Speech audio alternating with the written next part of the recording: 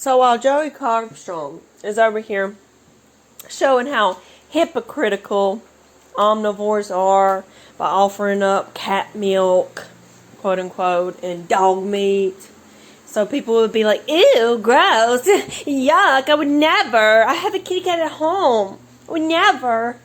And he's trying to prove, oh, you would eat a pig, you would eat a cow, you would eat a chicken. What's the difference? What's the difference?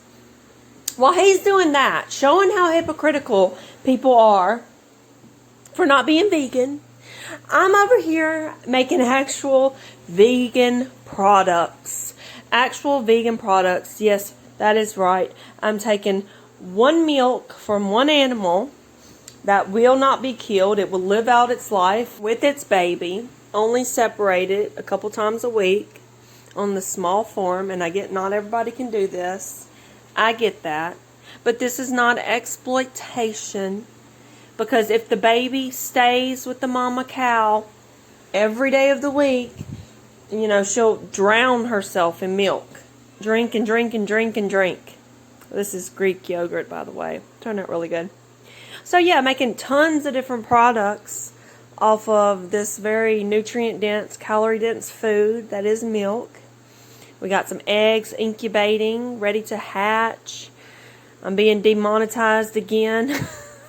Or I reapplied and didn't make the cut again. Got to thinking about something. I had an idea that Joey gave me, and his donors, I should say, the people funding and supporting his activism. Otherwise, he wouldn't be able to come out and set up all his different camera angles and pull out all his fake meat with and fake cheeses that have new labels printed on them that says cat's milk and whatever the hell. I got an idea. We should have, we should go set up and have fake squirrel and fake rabbit meat out and offer it to vegans and say, oh, you're being a hypocrite. Why won't you eat this? You're eating all this monocropped food, all these monocropped plants that are killing dozens and dozens of little bunnies. So what's the problem here? Why won't you eat this meat? Okay, can we at least have a funeral for this little rabbit? Can we at least have a funeral for these squirrels? And if you're like, oh, crap this though, yeah, I got my charts here, I got Earth on Ed debunking this.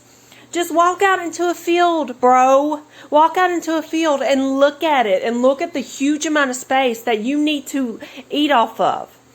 And tell me that you're not killing animals when that is rounded up. And that's not even counting the pesticides and everything else. I'm going to explain something to vegans or anyone really. You may not have ever heard of this. It's called nesting. Nests. Nests.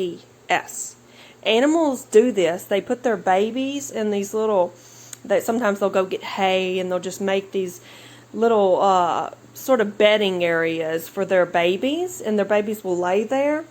And it's called a nest. And I know a lot of people haven't heard of this. And adult animals, they will run away when they hear big equipment coming. But the babies, just like a baby infant, can't jump off the bed and take off running if a tractor started plowing through the house. Yeah, so in the same way, these little bunnies and these fawns and just all these little fuzzy, cute, sweet, adorable animals, they lay in their nests and they get chopped to bits. Let me tell you something. I went the other day, September, it's time for our apples to be rounded up. I don't live, it's at my old house, so yeah, I saw it like a month ago. I passed by there and I was like, oh, great. Bunch of green apples. We get so many of these apples usually.